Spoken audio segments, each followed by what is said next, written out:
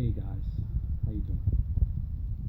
Welcome to another edition of Straight Talk, brought to you by SourceEnergy.com. I might be your life coach, and as always, we try to touch on subjects to try to bring a little light to help you understand a few things about how relationships work, what you can do to improve your odds of having a successful relationship. So, here we go with today's topic. It is on commitment.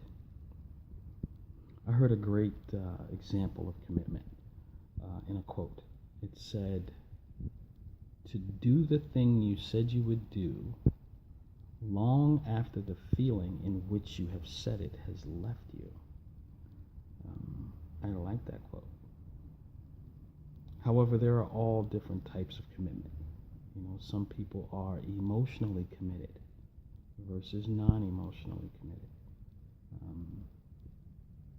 Someone who will say, "You can count on me. I'm going to be there for you." And it doesn't matter. It's exempt to all other circumstances. It's immune to changing priorities. If I said I'm going to be there, then I'm going to be there. Those kind of people are rare, for sure. We live in an emotional time, and based on how someone feels emotionally, sometimes, most of the time, dictates what they're going to do with that commitment. So the challenge with dealing with someone who's emotionally committed is, well, I feel like it today, so I will do it today. And tomorrow, I don't know. We'll have to see. Versus someone who is non-emotionally committed. They're going to stand up and do what needs to be done because they said they would. And it doesn't matter if they don't feel like it. They're going to do it anyway. And that is the biggest difference to consider when talking to people about something that they're going to do. Now, we can have someone who is emotionally committed in one aspect and non-emotionally committed in another. I'm a perfect example of that. If you were to ask me, hey, let's go out on Friday night, and I said, okay, sure, we can go out on Friday night. And then Friday night comes, and I'm saying, I'm really not feeling it. It's not something that I want to do tonight. I'd rather just stay in if I could, and I'm not going. I know I said I'd go, but I changed my mind. I don't really feel like it. Versus someone saying, hey, we need you on Friday night. We're in a pool league, or I need you at a church function, or we're playing basketball. We need you to show up. And when I commit in that level, it doesn't matter if I'm not feeling it come Friday. I'm going to show up. I'm going to be there. I think in relationships, when you get into talking to someone about commitment, to help yourself, you really want to be clear as to if this commitment that they're making is an emotional commitment, or if it's a non-emotional one. To say to someone, I need you to do this. I'm counting on you to be here, not if, it's not raining, but I need you to be here.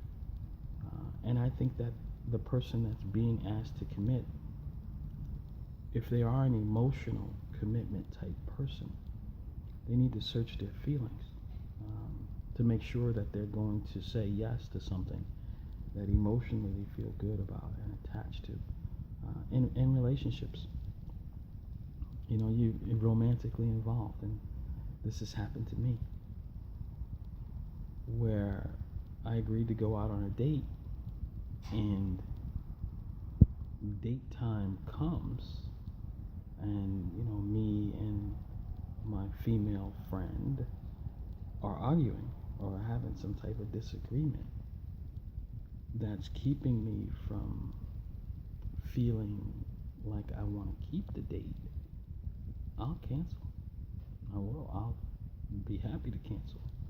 Because for me, that's something that's of an emotional base. And if the emotion isn't there, what's the sense of going to dinner or catching a movie? I'm not in that kind of relationship. I'll cancel.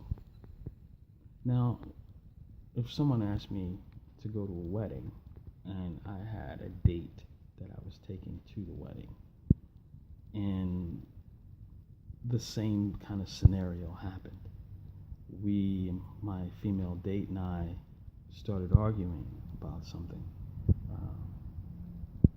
we'd still go to the wedding, because that was not an emotional based commitment. It was just something that I needed to be there for. Good money was spent. It's a celebration. It's not about me. It's not about her. It's about them. You need to know what type of people you're dealing with when you're asking them to commit. And a lot of times we make the mistake of asking people to commit who aren't capable of committing. Sometimes we ask people to commit emotionally, and they're not capable of committing emotionally, although they seem to be very business-like about it. Very, very much like a contract. And that's not something you might be interested in either. In relationships, that commitment can turn to that over time.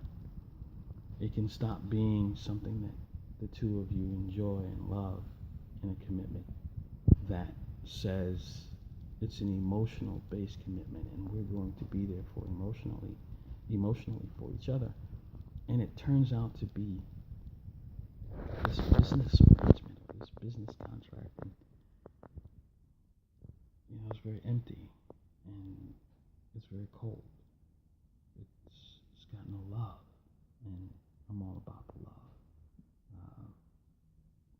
I try to be committed to love as much as I can. It's not easy. And of course, there's other commitments, right? You make commitments to your health. You make commitments to eating right and exercise. And those of us who do go to the gym, that every day that you go it's not always peaches and cream. It's not always this wonderful thing to go to the gym, but because we're committed with non-emotion. We said that we would do this. We said that we would carry through. We do.